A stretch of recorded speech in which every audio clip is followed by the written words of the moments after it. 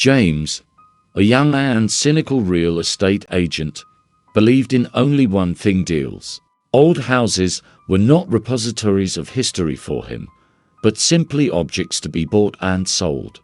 Any rustle, any ghost story, any creaky floorboard, all of this was just part of the atmosphere to raise the price or attract eccentric buyers. His career was on the rise. James was efficient, pragmatic, and completely unsentimental. Until one day, he was asked to sell an old mansion on the outskirts of town. The locals called it the House of the Whispering Shadow. Legend had it that a ghost lived there, punishing those who tried to disturb its peace. James just smiled. Just another urban legend, he thought. The perfect marketing ploy to inflate the price. He arrived at the mansion to take photos for the advertisement. The sun was already setting, casting long shadows on the ivy-covered facade. The massive doors creaked open, like the sigh of an ancient creature. Inside, it was dimly lit, with only pale rays of light filtering through the dusty windows. The old floors creaked under his feet with every step, and the air was thick with the musty smell of dampness, dust, and something else. Something elusive, old, and forgotten. His path led to the attic. Usually, realtors tried to avoid such places, but James wanted to get as complete a view as possible. Besides, his cynicism suggested that he might find something authentic there for a photo shoot. The attic greeted him with an even thicker layer of dust and the smell of long-standing neglect. Under the roof itself, among the old junk, broken furniture, and forgotten items, an old wooden box hidden deep in the corner caught his eye.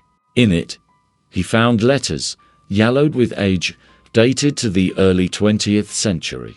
They were written in neat, slightly ornate handwriting by someone named Emily.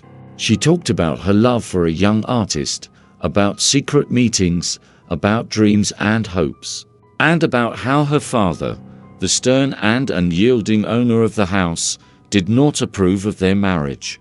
Every word breathed youth, naivety, and deep longing.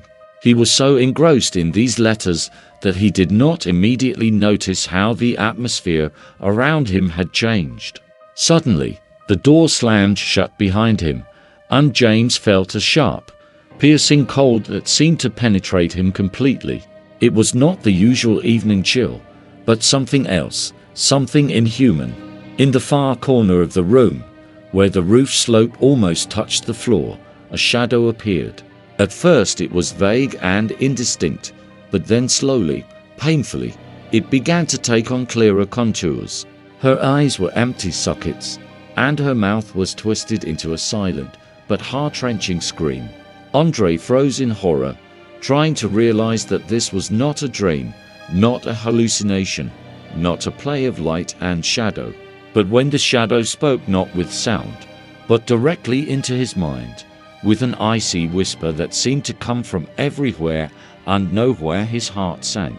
She said he must not leave until he had read all her letters, until he knew her story, the whole truth. With each letter he read, Emily's story unfolded before him in all its tragic fullness. Her beloved, the artist she loved so selflessly, was no longer alive. He had been killed by her own father, who could not accept their union, and her own life turned into hell after that. Her father, trying to hide his monstrous crime, locked Emily in the attic. Here, alone and in darkness, she slowly died of hunger and cold until her soul left her body. But her spirit remained in the house. It was a prisoner, doomed to wander the deserted rooms, telling its story to anyone who dared to enter, and until everyone knew the whole truth.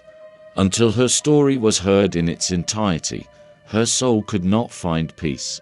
James, who once didn't believe in ghosts, now understood what was happening, and what he needed to do.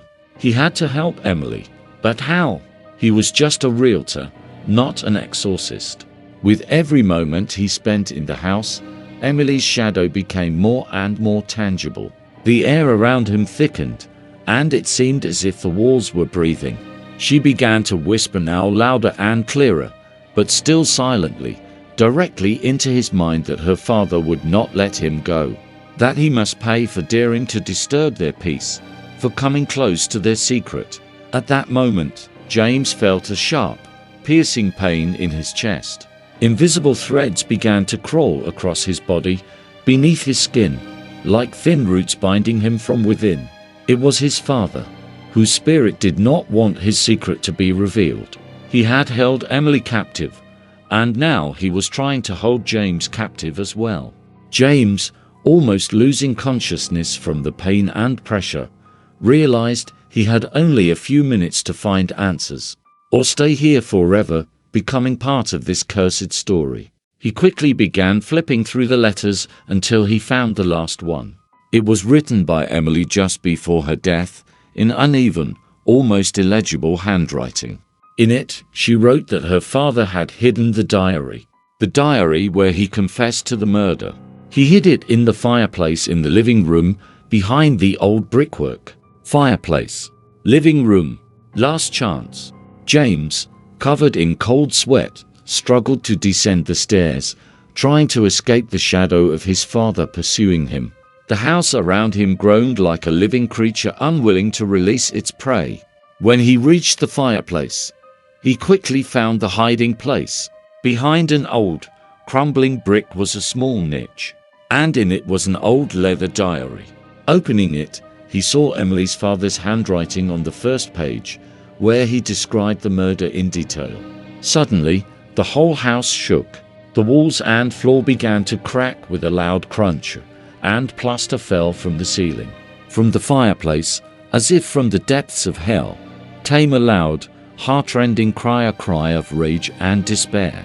Two shadows now fully formed, almost material, burst out of the fireplace. They were Emily and her father. They grappled with each other, fighting not for life, but for death, for their freedom, for their souls.